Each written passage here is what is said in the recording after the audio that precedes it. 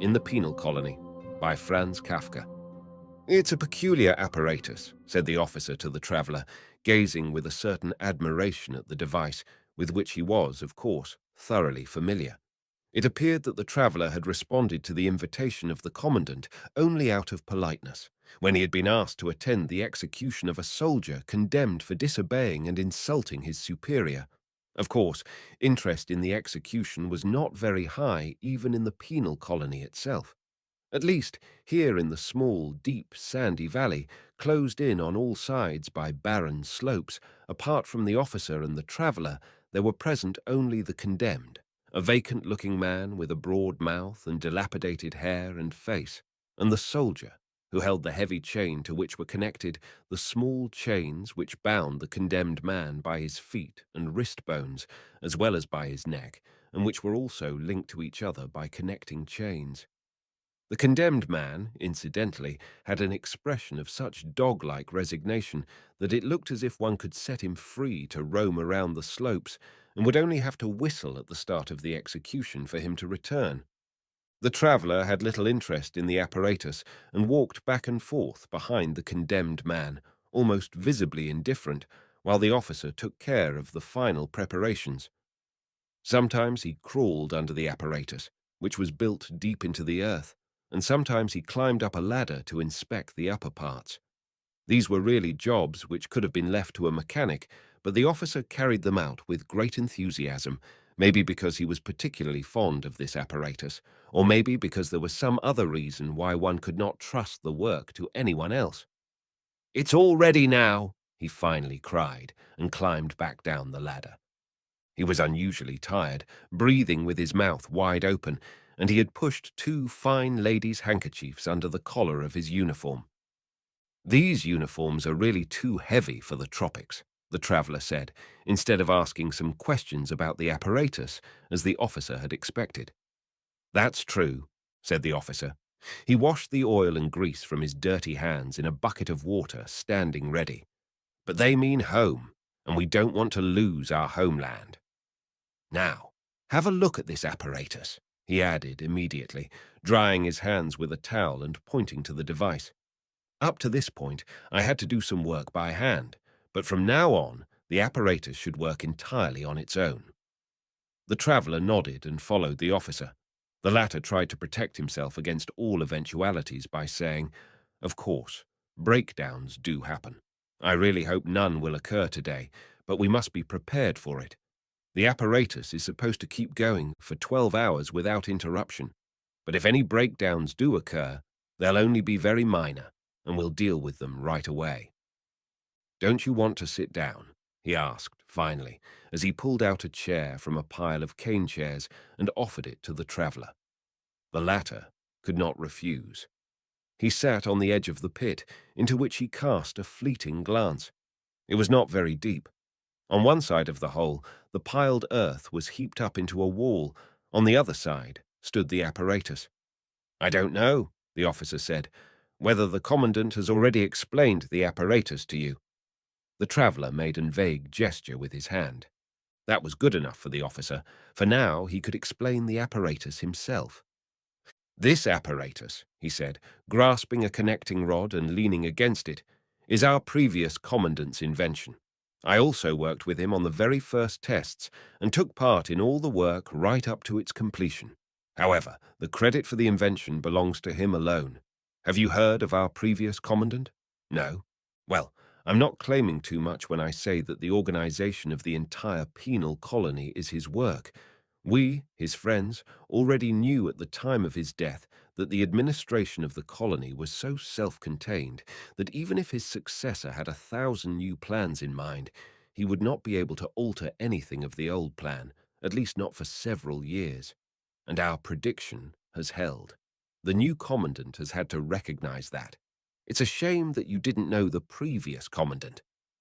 "However," the officer said, interrupting himself, "I'm chattering, and his apparatus stands here in front of us. As you see, it consists of 3 parts. With the passage of time, certain popular names have been developed for each of these parts. The one underneath is called the bed, the upper one is called the inscriber, and here in the middle This moving part is called the harrow. The harrow? The traveller asked. He had not been listening with full attention. The sun was excessively strong, trapped in the shadowless valley, and one could hardly collect one's thoughts. So the officer appeared to him all the more admirable in his tight tunic, weighed down with epaulets and festooned with braid, ready to go on parade, as he explained the matter so eagerly, and, while he was talking, adjusted screws here and there with a screwdriver. The soldier appeared to be in a state similar to the traveller. He had wound the condemned man's chain around both his wrists and was supporting himself with his hand on his weapon, letting his head hang backward, not bothering about anything. The traveller was not surprised at that, for the officer spoke French, and clearly neither the soldier nor the condemned man understood the language. So it was all the more striking that the condemned man, in spite of that, did what he could to follow the officer's explanation. With a sort of sleepy persistence, he kept directing his gaze to the place where the officer had just pointed, and when a question from the traveller interrupted the officer, the condemned man looked at the traveller too, just as the officer was doing. Yes, the harrow, said the officer. The name fits. The needles are arranged as in a harrow, and the whole thing is driven like a harrow, although it stays in one place and is, in principle, much more artistic. You'll understand in a moment. The condemned is laid out here on the bed. First, I'll describe the apparatus, and only then let the procedure go to work. That way you'll be able to follow it better. Also, a sprocket in the inscriber is excessively worn. It really squeaks. When it's in motion, one can hardly make oneself understood. Unfortunately, replacement parts are difficult to come by in this place. So here is the bed, as I said. The whole thing is completely covered with a layer of cotton wool, the purpose of which you'll find out in a moment. The condemned man is laid out on his stomach on the cotton wool, naked, of course. There are straps for the hands here, for the feet here, and for the throat here to tie him in securely. At the head of the bed here, where the man, as I have mentioned, first lies face down, is this small protruding lump of felt, which can easily be adjusted so that it presses right into the man's mouth. Its purpose is to prevent him screaming and biting his tongue to pieces. Of course, the man has to let the felt in his mouth, otherwise the straps around his throat would break his neck. That's cotton wool? Asked the traveller and bent down. Yes, it is, said the officer, smiling. Feel it for yourself. He took the traveller's hand and led him over to the bed. It's a specially prepared cotton wool. That's why it looks so unrecognizable. I'll get around to mentioning its purpose in a moment. The traveller was already being won over a little to the apparatus. With his hand over his eyes to protect them from the sun, he looked up at the height of the apparatus. It was a massive construction. The bed and the inscriber were the same size and looked like two dark chests. The inscriber was set about 2 meters above the bed, and the two were joined together at the corners by 4 brass rods, which almost reflected the sun. The harrow hung between the chests on a band of steel. The officer had hardly noticed the earlier indifference of the traveller, but he did have a sense now of how the latter's interest was being aroused for the first time. So he paused in his explanation in order to allow the traveller time to observe the apparatus undisturbed. The condemned man imitated the traveller, but since he could not put his hand over his eyes, he blinked upward with his eyes uncovered. So now the man is lying down, said the traveller. He leaned back in his chair and crossed his legs. Yes, said the officer, pushing his cap back a little and running his hand over his hot face. Now, listen. Both the bed and the inscriber have their own electric batteries. The bed needs them for itself, and the inscriber for the harrow.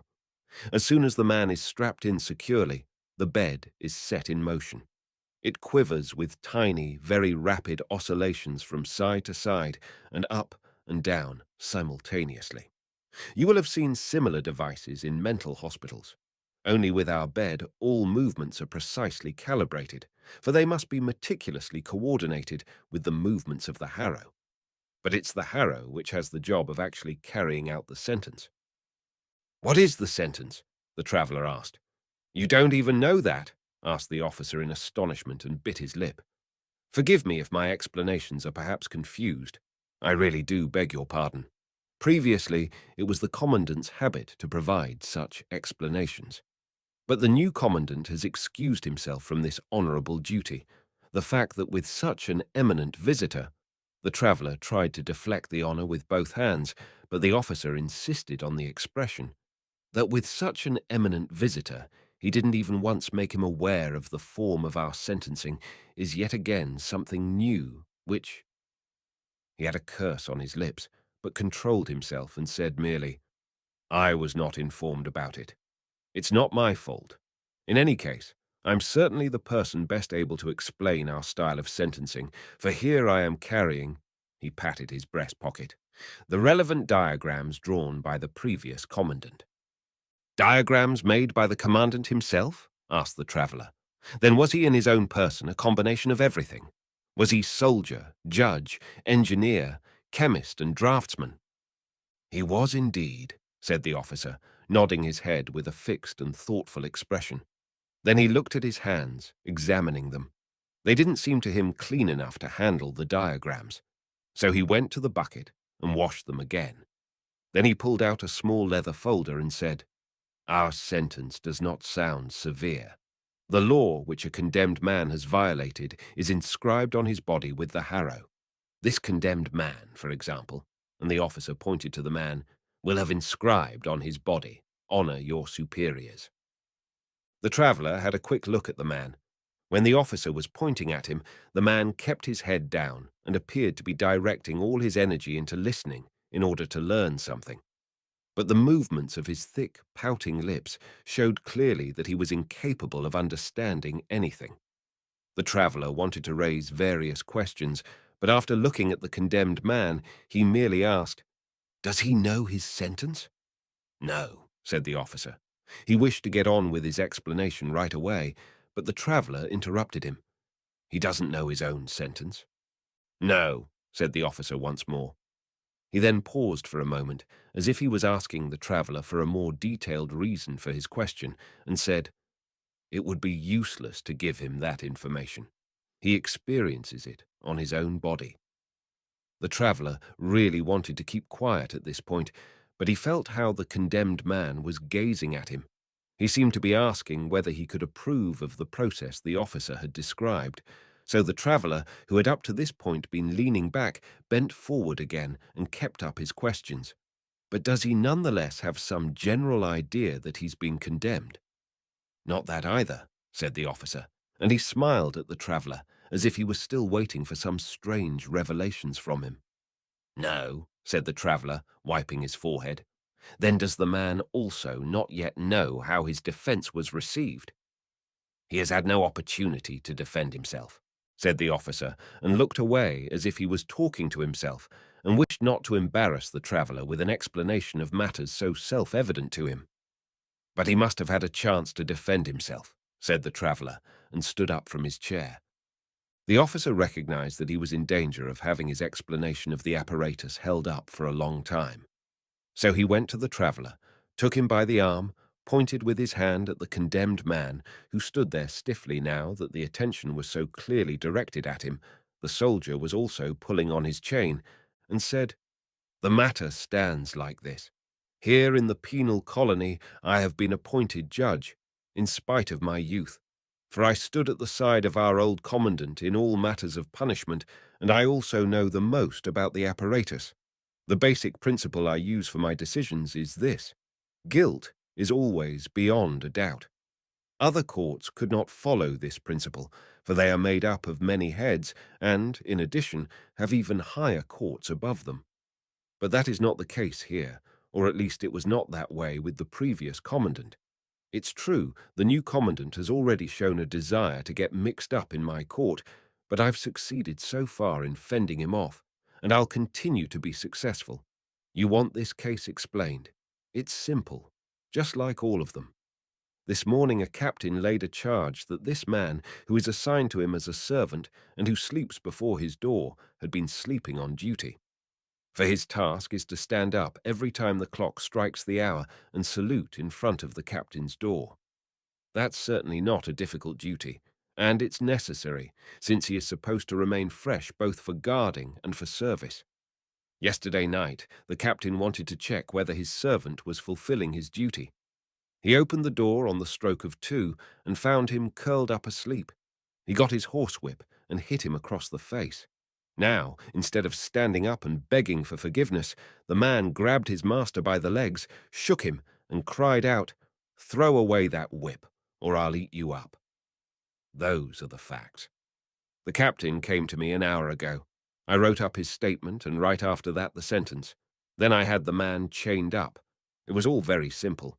If I had first summoned the man and interrogated him, the result would have been confusion.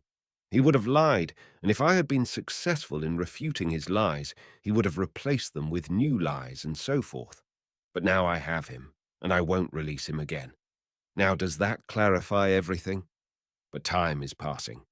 We should be starting the execution, and I haven't finished explaining the apparatus yet. He urged the traveller to sit down in his chair, moved to the apparatus again, and started. As you see, the shape of the harrow corresponds to the shape of a man. This is the harrow for the upper body, and here are the harrows for the legs. This small cutter is the only one designated for the head. Is that clear to you? He leaned forward to the traveller in a friendly way, ready to give the most comprehensive explanation. The traveller looked at the harrow with a wrinkled frown. The information about the judicial procedures had not satisfied him.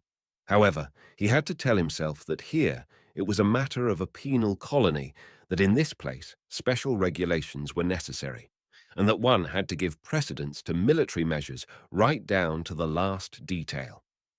Beyond that, however, he had some hopes in the new commandant, who obviously, although slowly, was intending to introduce a new procedure which the limited understanding of this officer could not cope with. Following this train of thought, the traveller asked, "Will the commandant be present at the execution?"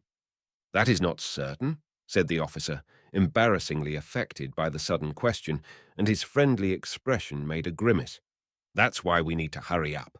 As much as I regret the fact, I'll have to make my explanation even shorter. But tomorrow, once the apparatus is clean again, the fact that it gets so very dirty is its only fault. I could add a detailed explanation. So now, only the most important things. When the man is lying on the bed and it starts quivering, the harrow sinks onto the body. It positions itself automatically in such a way that it touches the body only lightly with the needle tips. Once the machine is set in this position, this steel cable tightens up into a rod. And now the performance begins. Someone who is not an initiate sees no external difference among the punishments. The harrow seems to do its work uniformly. As it quivers, it sticks the tips of its needles into the body, which is also vibrating from the movement of the bed. Now, to enable someone to check on how the sentence is being carried out, the harrow is made of glass. That gave rise to certain technical difficulties with fastening the needles securely, but after several attempts, we were successful. We didn't spare any efforts. And now, as the inscription is made on the body, everyone can see through the glass. Don't you want to come closer and see the needles for yourself? The traveller stood slowly, moved up, and bent over the harrow. "You see," the officer said, "two sorts of needles in a multiple arrangement. Each long needle has a short one next to it. The long one inscribes, and the short one squirts water out to wash away the blood and keep the inscription always clear. The bloody water is then channeled here in small grooves and finally flows into these main gutters, and the outlet pipe takes it to the pit." The officer pointed with his finger to the exact path which the bloody water had to take. As he began to demonstrate with both hands at the mouth of the outlet pipe in order to make his account as clear as possible, the traveller raised his head and, feeling behind him with his hand, wanted to return to his chair. Then he saw to his horror that the condemned man had also, like him, accepted the officer's invitation to inspect the arrangement of the harrow up close. He had pulled the sleeping soldier holding the chain a little forward and was also bending over the glass. One could see how, with a confused gaze, he also was looking for what the two gentlemen had just observed, but how he didn't succeed because he lacked the explanation. He leaned forward this way and that. He kept running his eyes over the glass again and again. The traveller wanted to push him back, for what he was doing was probably punishable. But the officer held the traveller firmly with one hand, and with the other he took a lump of earth from the wall and threw it at the soldier. The latter opened his eyes with a start, saw what the condemned man had dared to do, let his weapon fall, braced his heels in the earth, and pulled the condemned man back so that he immediately collapsed.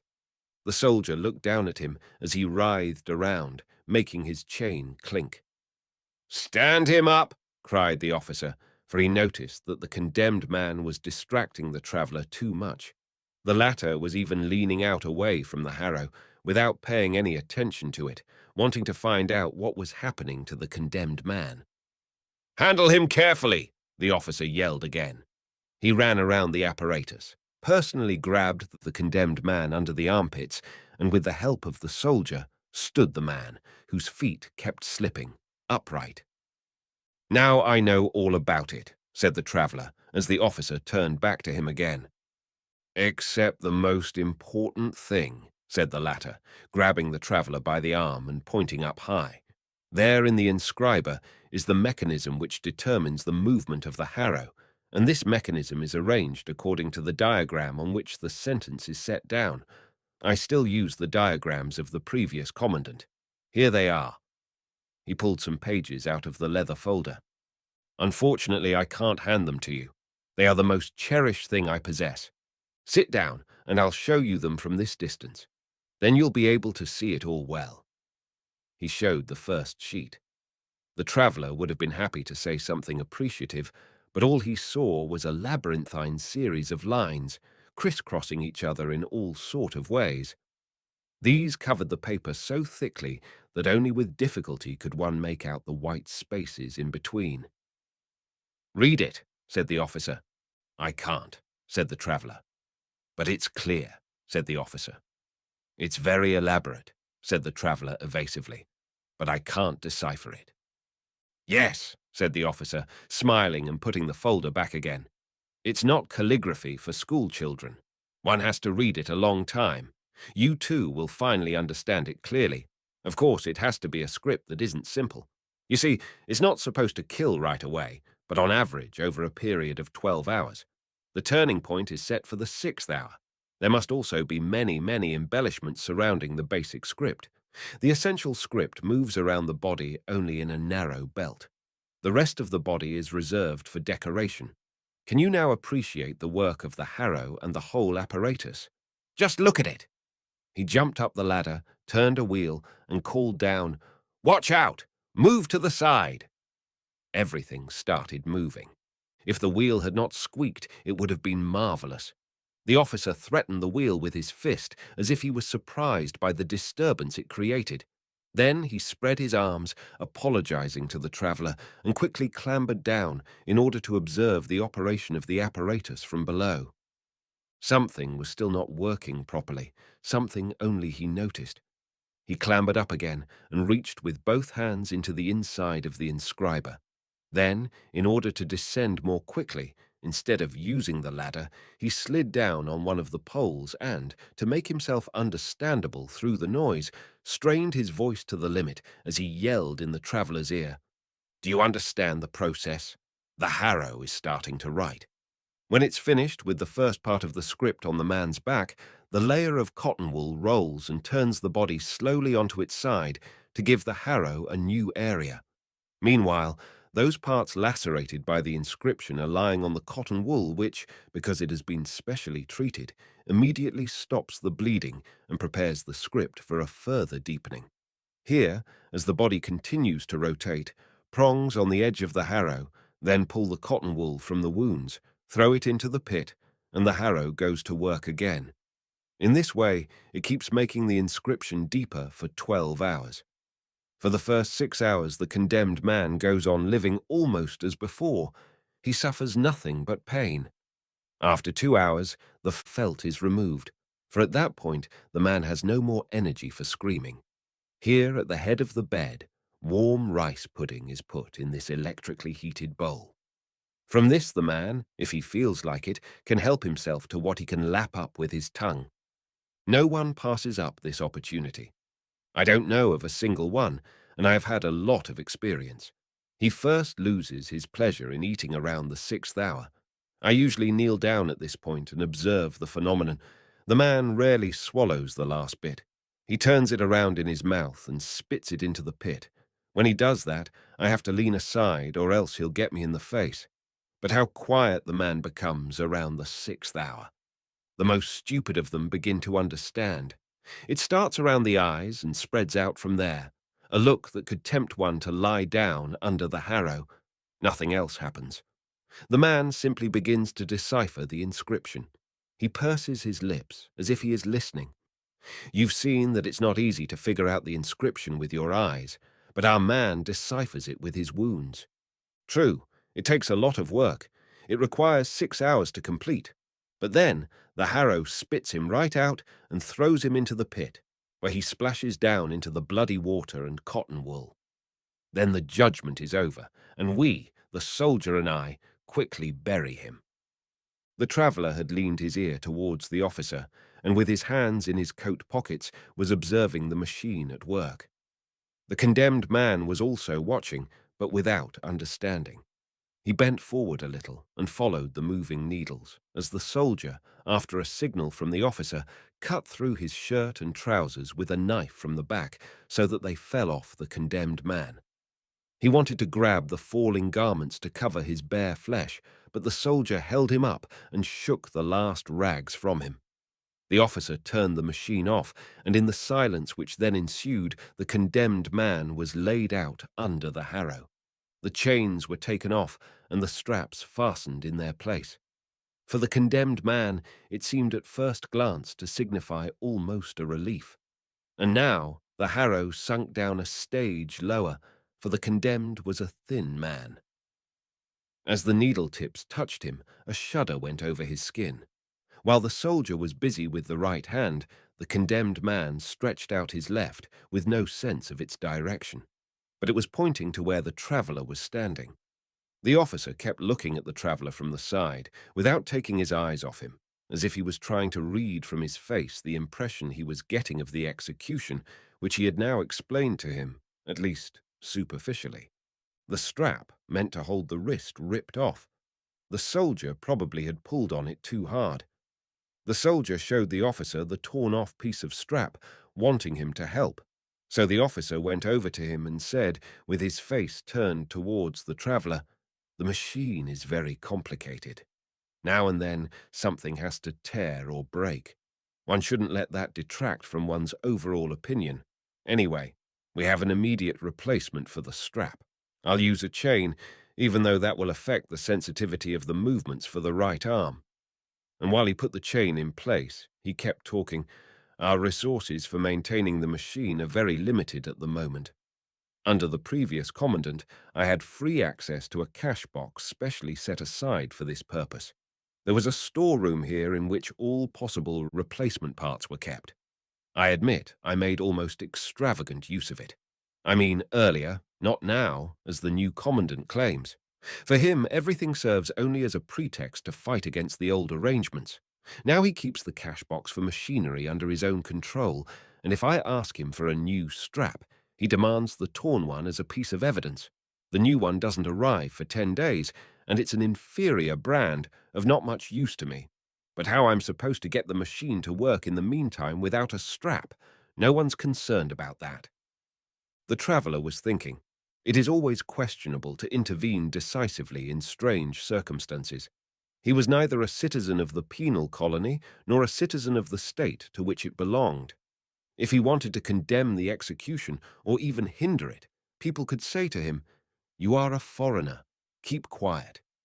He would have nothing in response to that, but could only add that he did not understand what he was doing on this occasion, for the purpose of his travelling was merely to observe and not to alter other people's judicial systems in any way. True, at this point, the way things were turning out, it was very tempting. The injustice of the process and the inhumanity of the execution were beyond doubt.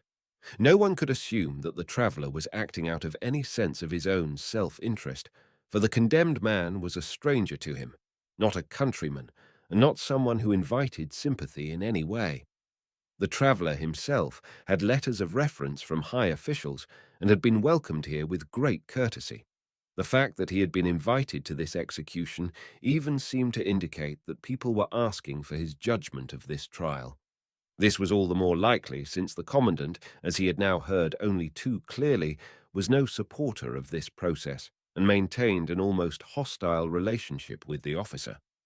Then the traveller heard a cry of rage from the officer. He had just shoved the stub of felt in the condemned man's mouth, not without difficulty, when the condemned man, overcome by an irresistible nausea, shut his eyes and threw up. The officer quickly yanked him up off the stump and wanted to turn his head aside toward the pit, but it was too late. The vomit was already flowing down onto the machine. "This is all the commandant's fault," cried the officer, and mindlessly rattled the brass rods at the front. "My machine's as filthy as a pigsty." With trembling hands, he showed the traveller what had happened. "Haven't I spent hours trying to make the commandant understand that a day before the execution there should be no more food served? But the new lenient administration has a different opinion. Before the man is led away, the commandant's women cram sugary things down his throat. His whole life he's fed himself on stinking fish, and now he has to eat sweets. But that would be all right. I'd have no objections. But why don't they get a new felt, the way I've been asking him for 3 months now? How can anyone take this felt into his mouth without feeling disgusted? Something that 100 men have sucked and bitten on it as they were dying." The condemned man had laid his head down and appeared peaceful. The soldier was busy cleaning up the machine with the condemned man's shirt. The officer went up to the traveller, who, feeling some premonition, took a step backwards. But the officer grasped him by the hand and pulled him aside. "I want to speak a few words to you in confidence," he said. "May I do that?" "Of course," said the traveller, and listened with his eyes lowered. "This process and execution, which you now have an opportunity to admire, have no more open supporters in our colony. I am its only defender, just as I am the single advocate for the legacy of the old commandant. I can no longer think about a more extensive organization of the process. I'm using all my powers to maintain what there is at present. When the old commandant was alive, the colony was full of his supporters. I have something of the old commandant's persuasiveness, but I completely lack his power, and as a result, the supporters have gone into hiding. There are still a lot of them, but no one admits to it. If you go into a tea house today, that is to say, on a day of execution, and keep your ears open, perhaps you'll hear nothing but ambiguous remarks. They are all supporters, but under the present commandant, considering his present views, they are totally useless to me. And now I'm asking you, should such a life's work," he pointed to the machine, "come to nothing because of this commandant and the women influencing him? Should people let that happen, even if one is a foreigner and on our island only for a couple of days? But there's no time to lose. People are already preparing something against my judicial proceedings. Discussions are already taking place in the commandant's headquarters, to which I am not invited. Even your visit today seems to me typical of the whole situation. People are cowards and send you out, a foreigner. You should have seen the executions in earlier days. The entire valley was overflowing with people, even a day before the execution. They all came merely to watch. Early in the morning, the commandant appeared with his women. Fanfares woke up the entire campsite. I delivered the news that everything was ready. The whole society and every high official had to attend, arranged itself around the machine. This pile of cane chairs is a sorry leftover from that time. The machine was freshly cleaned and glowed. For almost every execution, I had new replacement parts. In front of hundreds of eyes, all the spectators stood on tiptoe right up to the hills there. The condemned man was laid down under the harrow by the commandant himself. What nowadays has to be done by a common soldier was then my work as the senior judge, and it was an honor for me. And then the execution began. No discordant note disturbed the work of the machine. Many people did not look any more at all, but lay down with closed eyes in the sand. They all knew now justice was being carried out. In the silence, people heard nothing but the groans of the condemned man, muffled by the felt. These days, the machine no longer manages to squeeze a strong groan out of the condemned man, something the felt is not capable of smothering. But back then, the needles which made the inscription dripped a caustic liquid, which we are not permitted to use any more today. Well, then came the sixth hour. It was impossible to grant all the requests people made to be allowed to watch from up close. The commandant, in his wisdom, arranged that the children should be taken care of before all the rest. Naturally, I was always allowed to stand close by because of my official position. Often, I crouched down there with two small children in my arms, on my right and left. How we all took in the expression of transfiguration on the martyred face. How we held our cheeks in the glow of this justice, finally attained and already passing away. What times we had, my friend. The officer had obviously forgotten who was standing in front of him. He had put his arm around the traveller and laid his head on his shoulder. The traveller was extremely embarrassed. Impatiently, he looked away over the officer's head. The soldier had ended his task of cleaning and had just shaken some rice pudding into the bowl from a tin. No sooner had the condemned man, who seemed to have fully recovered already, noticed this than his tongue began to lick at the pudding. The soldier kept pushing him away, for the pudding was probably meant for a later time, but in any case it was not proper for the soldier to reach in and grab some food with his dirty hands and eat it in front of the famished condemned man. The officer quickly collected himself. "I didn't want to upset you in any way," he said. "I know it is impossible to make someone understand those days now. Besides, the machine still works and operates on its own. It operates on its own even when it is standing alone in this valley. And at the end, the body still keeps falling in that incredibly soft flight into the pit, even if hundreds of people are not gathered like flies around the hole the way they used to be. Back then, we had to erect a strong railing around the pit. It was pulled out long ago." The traveller wanted to turn his face away from the officer and looked aimlessly around him. The officer thought he was looking at the wasteland of the valley, so he grabbed his hands, turned him around in order to catch his gaze, and asked, "Do you see the shame of it?" But the traveller said nothing. The officer left him alone for a while. With his legs apart and his hands on his hips, the officer stood still and looked at the ground. Then he smiled at the traveller cheerfully and said, "Yesterday I was nearby when the commandant invited you. I heard the invitation. I know the commandant. I understood right away what he intended with his invitation. Although his power might be sufficiently great to take action against me, he doesn't yet dare to. But my guess is that with you, he is exposing me to the judgment of a respected foreigner. He calculates things with care. You are now in your second day on the island. You didn't know the old commandant and his way of thinking. You are trapped in a European way of seeing things. Perhaps you are fundamentally opposed to the death penalty in general and to this kind of mechanical style of execution in particular. Moreover, you see how the execution is a sad procedure without any public participation, using a partially damaged machine. Now, if we take all this together, so the commandant thinks, surely one could easily imagine that you would not consider my procedure proper. And if you didn't consider it right, you wouldn't keep quiet about it. I'm still speaking the mind of the commandant, for you no doubt have faith that your tried and true convictions are correct.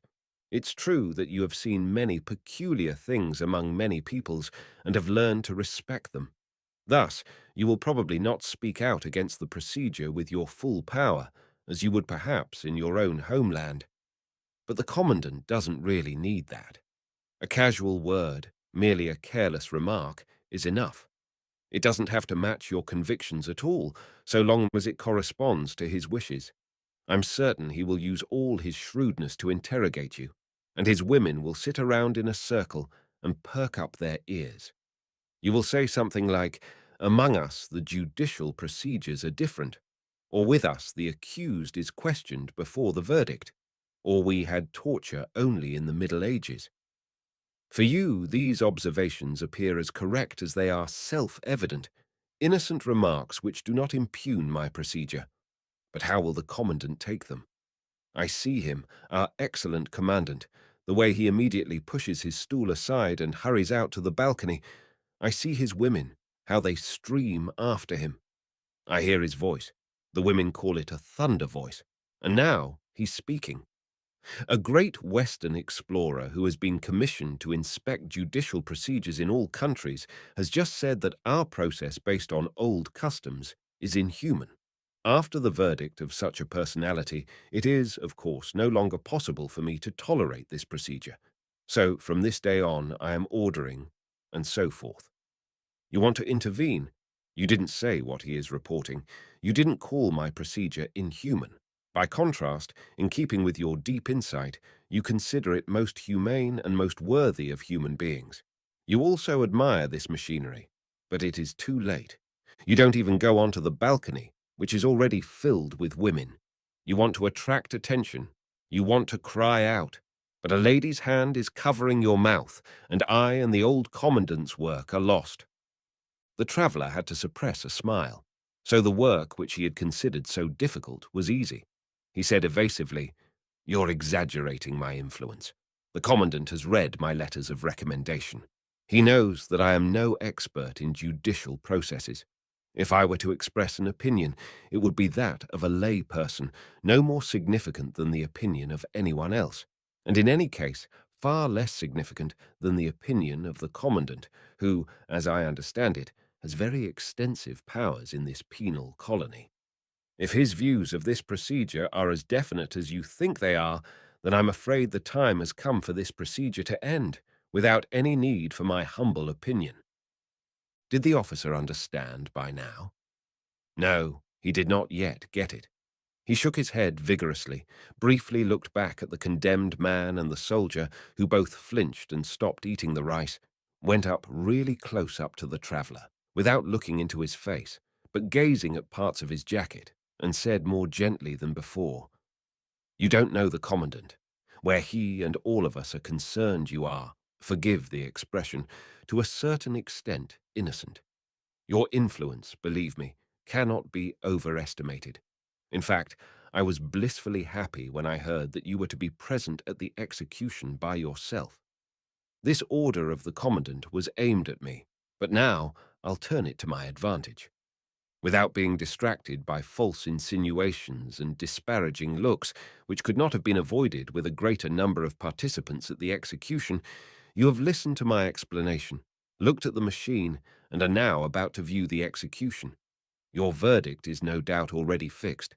If some small uncertainties remain, witnessing the execution will remove them. And now I'm asking you, help me with the commandant." The traveller did not let him go on talking. "How can I do that?" he cried. "It's totally impossible. I can help you as little as I can harm you." "You could do it," said the officer. With some apprehension, the traveller observed that the officer was clenching his fists. "You could do it," repeated the officer, even more emphatically. "I have a plan which must succeed. You think your influence is insufficient. I know it will be enough. But assuming you're right, doesn't saving this whole procedure require one to try even those methods which may be inadequate?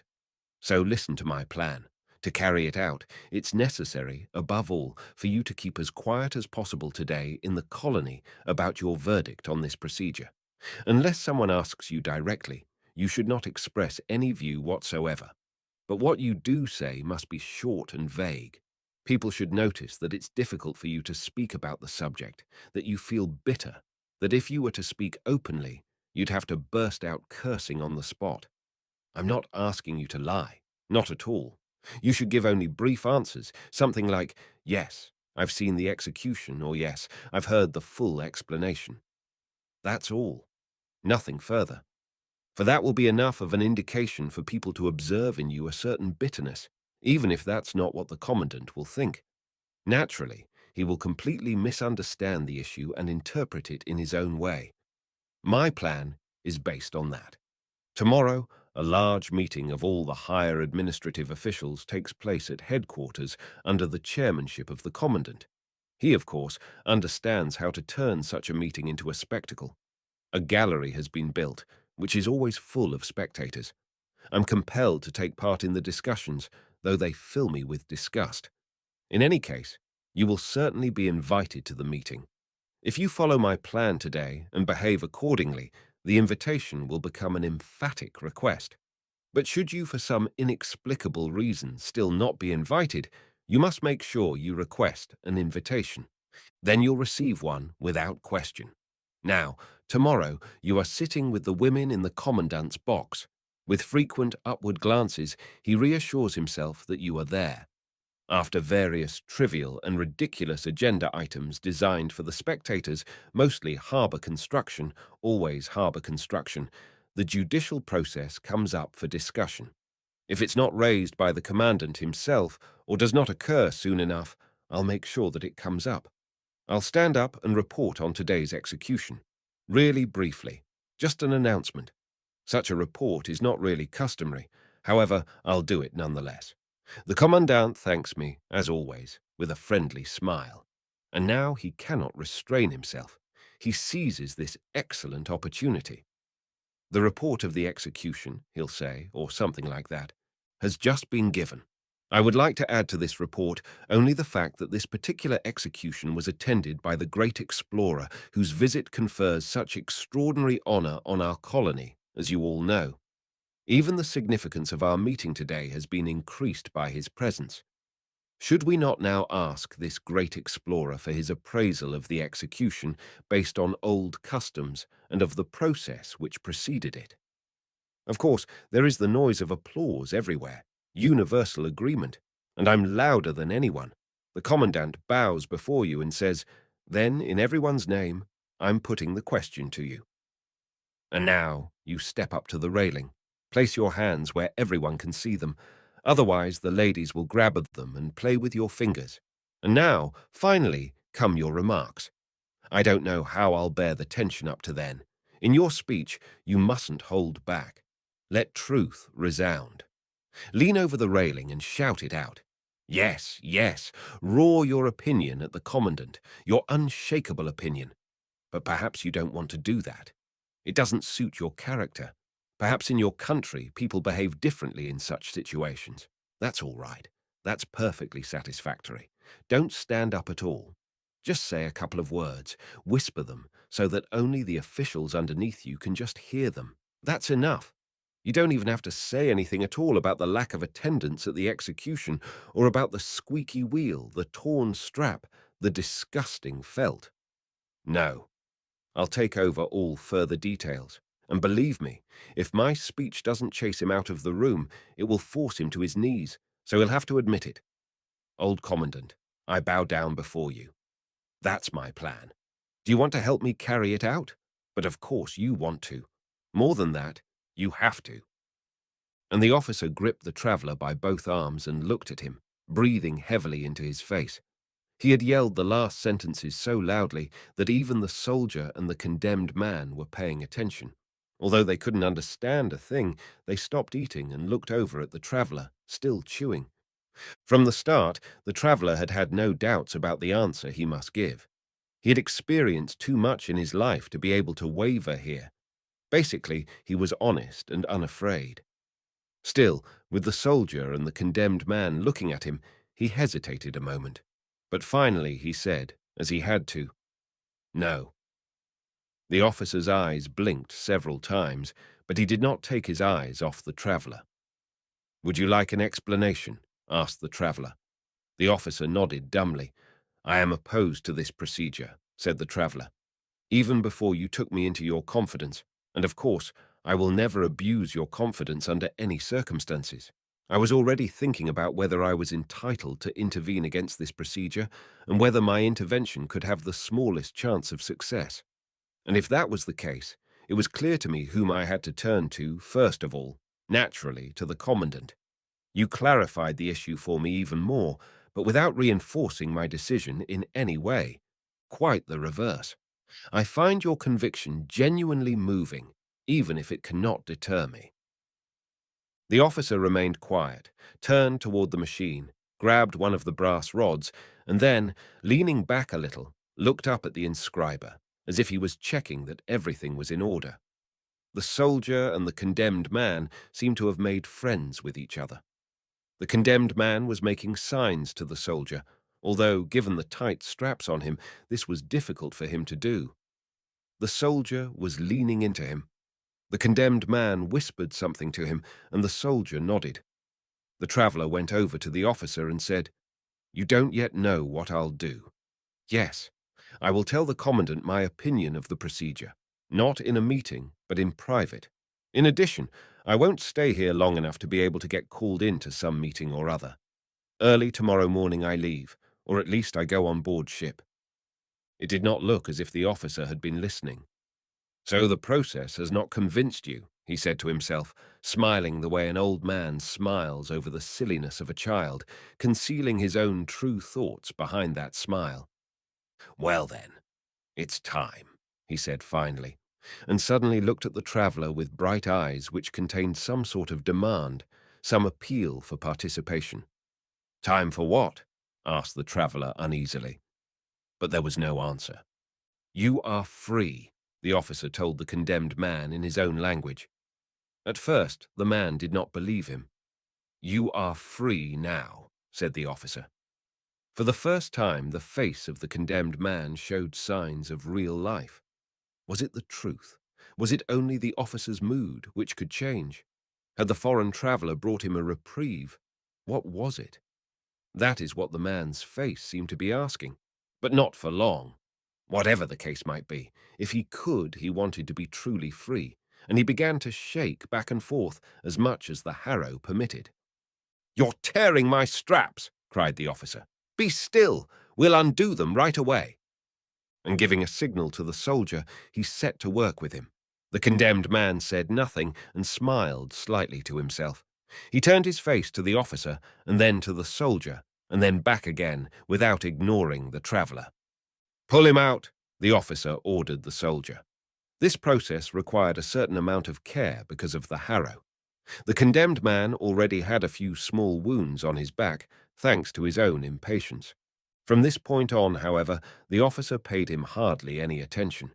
He went up to the traveller, pulled out the small leather folder once more, leafed through it, finally found the sheet he was looking for, and showed it to the traveller. "Read that," he said. "I can't," said the traveller. "I've already told you I can't read these pages." "But take a close look at the page," said the officer, and moved up right next to the traveller in order to read with him. When that didn't help, he raised his little finger high up over the paper, as if the page must not be touched under any circumstances, so that using this, he might make the task of reading easier for the traveller. The traveller also made an effort so that at least he could satisfy the officer, but it was impossible for him. Then the officer began to spell out the inscription and then read out once again the joined-up letters. "Be just," it states, he said. "Now you can read it." The traveller bent so low over the paper that the officer, afraid that he might touch it, moved it further away. The traveller didn't say anything more, but it was clear that he was still unable to read anything. "Be just," it says, the officer remarked once again. "That could be," said the traveller. "I do believe that's written there." "Good," said the officer, at least partially satisfied. He climbed up the ladder, holding the paper. With great care, he set the page in the inscriber and appeared to rotate the gear mechanism completely around. This was very tiring work. It must have required him to deal with extremely small wheels. He had to inspect the gears so closely that sometimes his head disappeared completely into the inscriber. The traveller followed this work from below without looking away. His neck grew stiff, and his eyes found the sunlight pouring down from the sky painful. The soldier and the condemned man were keeping each other busy. With the tip of his bayonet, the soldier pulled out the condemned man's shirt and trousers, which were lying in the hole. The shirt was horribly dirty, and the condemned man washed it in the bucket of water. When he was putting on his shirt and trousers, the soldier and the condemned man had to laugh out loud, for the pieces of clothing were cut in two up the back. Perhaps the condemned man thought that it was his duty to amuse the soldier. In his ripped-up clothes, he circled around the soldier, who crouched down on the ground, laughed, and slapped his knees. But they restrained themselves out of consideration for the two gentlemen present. When the officer was finally finished up on the machine, with a smile he looked over the whole thing and all its parts once more, and this time closed the cover of the inscriber, which had been open up to this point. He climbed down, looked into the hole, and then at the condemned man, observed with satisfaction that he had pulled out his clothes, then went to the bucket of water to wash his hands, recognized too late that it was disgustingly dirty, and was upset that now he could not wash his hands. Finally, he pushed them into the sand. This option did not satisfy him, but he had to do what he could in the circumstances. Then he stood up and began to unbutton the coat of his uniform. As he did this, the two ladies' handkerchiefs, which he had pushed into the back of his collar, fell into his hands. "Here, you have your handkerchiefs," he said, and threw them over to the condemned man. And to the traveller he said by way of an explanation, "Presents from the ladies." In spite of the obvious speed with which he took off the coat of his uniform and then undressed himself completely, he handled each piece of clothing very carefully, even running his fingers over the silver braids on his tunic with special care and shaking a tassel into place. But in great contrast to this care, as soon as he was finished handling an article of clothing, he immediately flung it angrily into the hole. The last items he had left were his short sword and its harness. He pulled the sword out of its scabbard, broke it in pieces, gathered up everything, the pieces of the sword, the scabbard, and the harness, and threw them away so forcefully that they rattled against each other down in the pit. Now he stood there naked. The traveller bit his lip and said nothing, for he was aware what would happen, but he had no right to hinder the officer in any way. If the judicial process to which the officer clung was really so close to the point of being cancelled, perhaps as a result of the intervention of the traveller, something to which he, for his part, felt duty-bound, then the officer was now acting in a completely correct manner. In his place, the traveller would not have acted any differently. The soldier and the condemned man at first did not understand a thing. To begin with, they did not look, not even once. The condemned man was extremely happy to get the handkerchiefs back, but he could not enjoy them very long, for the soldier snatched them from him with a quick grab, which he had not anticipated. The condemned man then tried to pull the handkerchiefs out from the soldier's belt, where he had put them for safekeeping, but the soldier was too wary. So they were fighting, half in jest. Only when the officer was fully naked did they start to pay attention. The condemned man especially seemed to be struck by a premonition of some sort of significant transformation. What had happened to him was now taking place with the officer. Perhaps this time the procedure would play itself out to its conclusion. The foreign traveller had probably given the order, so that was revenge. Without having suffered all the way to the end himself, nonetheless he would be completely avenged. A wide, silent laugh now appeared on his face and did not go away. The officer, however, had turned towards the machine. If earlier on it had already become clear that he understood the machine thoroughly, one might well get alarmed now at the way he handled it and how it obeyed. He only had to bring his hand near the harrow for it to rise and sink several times until it had reached the correct position to make room for him. He only had to grasp the bed by the edges, and it already began to quiver. The stump of felt moved up to his mouth. One could see how the officer really did not want to accept it, but his hesitation was only momentary. He immediately submitted and took it in. Everything was ready, except that the straps still hung down on the sides. But they were clearly unnecessary. The officer did not have to be strapped down. When the condemned man saw the loose straps, he thought the execution would be incomplete unless they were fastened. He waved eagerly to the soldier, and they ran over to strap in the officer. The latter had already stuck out his foot to kick the crank designed to set the inscriber in motion. Then he saw the two men coming, so he pulled his foot back and let himself be strapped in. But now he could no longer reach the crank. Neither the soldier nor the condemned man would find it, and the traveller was determined not to touch it. But that was unnecessary. Hardly were the straps attached when the machine already started working. The bed quivered, the needles danced on his skin, and the harrow swung up and down. The traveller had already been staring for some time before he remembered that a wheel in the inscriber was supposed to squeak, but everything was quiet, without the slightest audible hum. Because of its silent working, the machine did not really attract attention. The traveller looked over at the soldier and the condemned man. The condemned man was the livelier of the two. Everything in the machine interested him. At times he bent down, at other times he stretched up, always pointing with his forefinger in order to show something to the soldier. For the traveller, it was embarrassing. He was determined to remain here until the end, but he could no longer endure the sight of the two men. "Go home," he said. The soldier might have been ready to do that, but the condemned man took the order as a direct punishment. With his hands folded, he begged and pleaded to be allowed to stay there. And when the traveller shook his head and was unwilling to give in, he even knelt down. Seeing that orders were of no help here, the traveller wanted to go over and chase the two away. Then he heard a noise from up in the inscriber. He looked up. So was the gear wheel going out of alignment? But it was something else. The lid on the inscriber was lifting up slowly, then it fell completely open. The teeth of a cogwheel were exposed and lifted up. Soon the entire wheel appeared.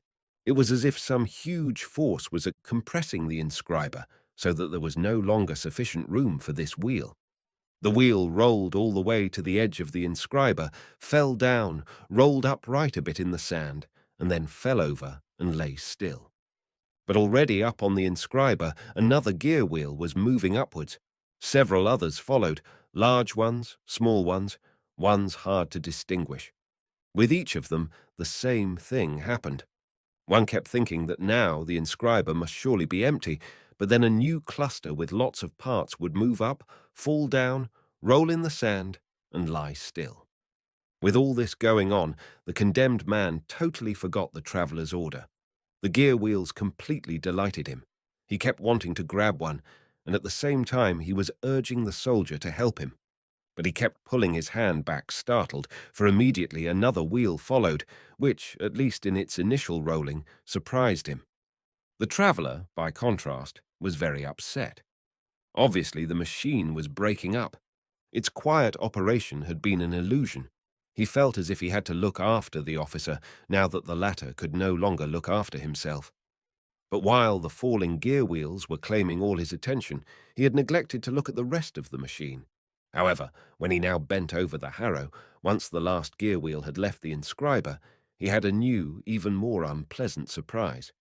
The harrow was not writing, but only stabbing, and the bed was not rolling the body, but lifting it, quivering, up into the needles.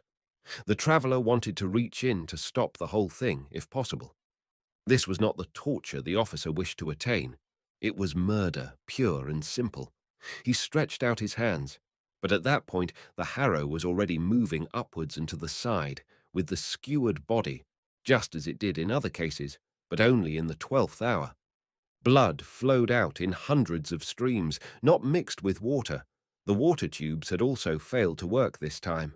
Then one last thing went wrong. The body would not come loose from the needles. Its blood streamed out, but it hung over the pit without falling. The harrow wanted to move back to its original position, but as if realizing that it could not free itself of its load, it remained over the hole. "Help!" the traveller yelled out to the soldier and the condemned man and grabbed the officer's feet. He wanted to push against the feet himself and have the two others grab the officer's head from the other side so he could be slowly taken off the needles. But now the two men could not make up their mind whether to come or not.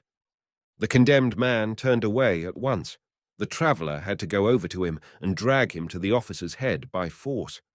At this point, almost against his will, he looked at the face of the corpse. It was as it had been in his life. He could discover no sign of the promised transfiguration. What all the others had found in the machine, the officer had not. His lips were pressed firmly together, His eyes were open and looked as they had when he was alive. His gaze was calm and convinced. The tip of a large iron needle had gone through his forehead. On the ground floor of one of the houses was a deep, low room, like a cave, with smoke-covered walls and ceiling. On the street side, it was open along its full width. Although there was little difference between the tea house and the rest of the houses in the colony, which were all very dilapidated, except for the commandant's palatial structure, the traveller was struck by the impression of historical memory, and he felt the power of earlier times. Followed by his companions, he walked closer, going between the unoccupied tables, which stood in the street in front of the tea house, and took a breath of the cool, stuffy air which came from inside. "The old man is buried here," said the soldier. "A place in the cemetery was denied him by the chaplain. For a long time, people were undecided where they should bury him. Finally, they buried him here. Of course, the officer explained none of that to you, for naturally he was the one most ashamed about it. A few times he even tried to dig up the old man at night, but he was always chased off." "Where is the grave?" asked the traveller, who could not believe the soldier. Instantly, both men, the soldier and the condemned man, ran in front of him, and with hands outstretched, pointed to the place where the grave was located. They led the traveller to the back wall, where guests were sitting at a few tables. They were presumably dock workers, strong men with short, shiny black beards. None of them wore coats, and their shirts were torn. They were poor, oppressed people. As the traveller came closer, a few got up, leaned against the wall, and looked at him. A whisper went up around the traveller. "It's a foreigner. He wants to look at the grave." They pushed one of the tables aside, under which there was a real grave stone. It was a simple stone, low enough for it to remain hidden under a table. It bore an inscription in very small letters. In order to read it, the traveller had to kneel down. It read, "Here rests the old commandant. His followers, who are now not permitted to have a name, buried him in this grave and erected this stone. There exists a prophecy that the commandant will rise again after a certain number of years, and from this house will lead his followers to a reconquest of the colony.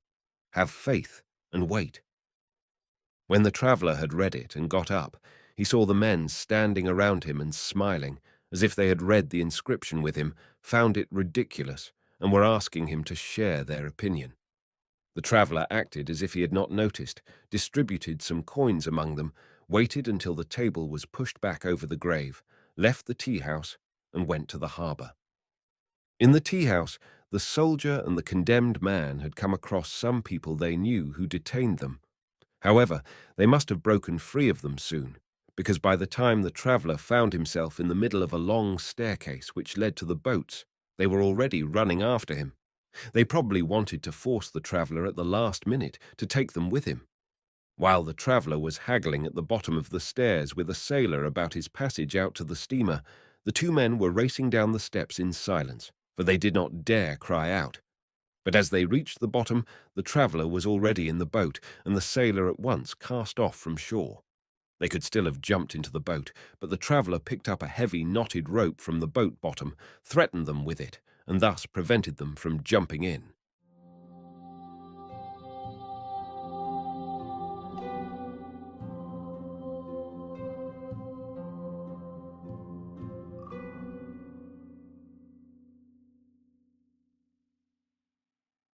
Commentary and analysis. Franz Kafka's In the Penal Colony is a dense and haunting exploration of authority, justice, and the human condition, presented through the lens of a bizarre and brutal penal system. The story, first published in 1919, centers around a traveler who visits a penal colony where he encounters an officer who oversees a complex and archaic execution device designed to inscribe the condemned sentence onto their flesh. The device, as Kafka describes it, is an intricate mechanism, both horrifying in its purpose and mesmerizing in its precision. At its core, In the Penal Colony examines the conflict between old and new forms of justice. The officer, a fervent believer in the old regime, reveres the execution device as a symbol of unquestioned authority and divine justice. He represents an archaic system where guilt and punishment are predetermined, and where the process of justice is more about spectacle and ritual than fairness or rehabilitation. The officer's dedication to the machine and the former commandant's methods speaks to a longing for a time when authority was absolute and unchallenged, where the apparatus of the state functioned without question or interference. The traveler, on the other hand, symbolizes modern skepticism and the questioning of traditional authority.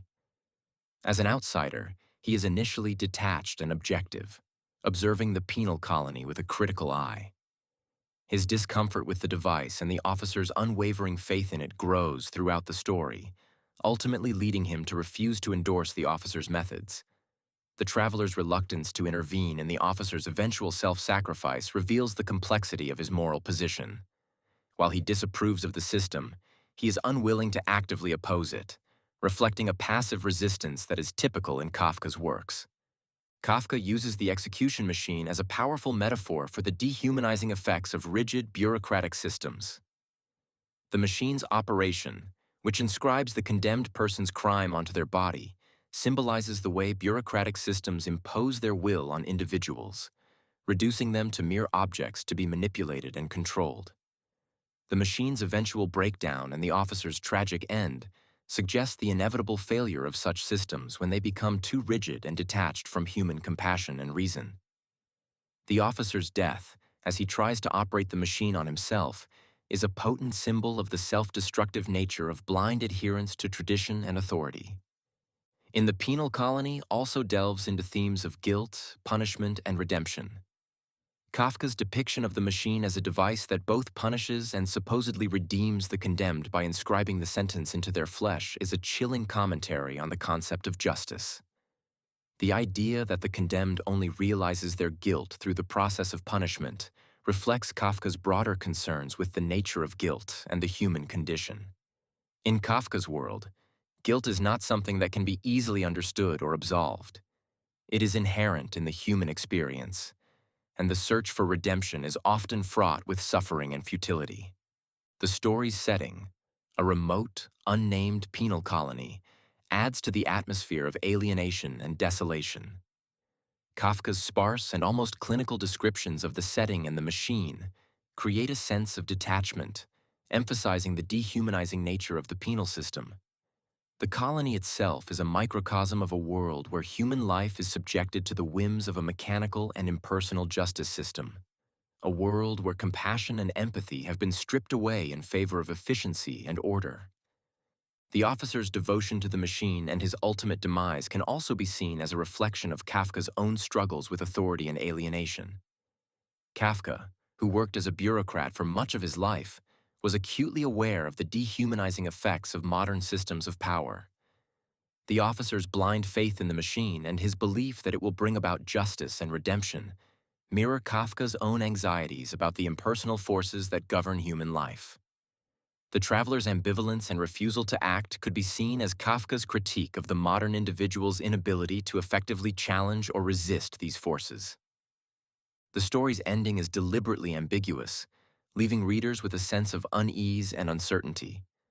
The traveler's departure from the colony, without attempting to change the system or save the condemned, suggests a world where individuals are powerless to effect meaningful change, where the forces of authority and tradition continue to operate unchecked. The ending reinforces Kafka's view of the human condition as one of existential despair, where the search for justice and meaning is often met with absurdity and futility. In the Penal Colony remains a powerful and relevant work, offering a chilling examination of the relationship between authority, justice, and the individual. Kafka's exploration of the dehumanizing effects of rigid systems of power and the moral complexities of resistance continues to resonate in today's world, making the story a timeless reflection on the human condition. Kafka's use of the execution machine as a central metaphor for the brutality and absurdity of such systems serves as a stark reminder of the dangers of blind adherence to authority and the importance of maintaining a sense of compassion and humanity in the face of such forces.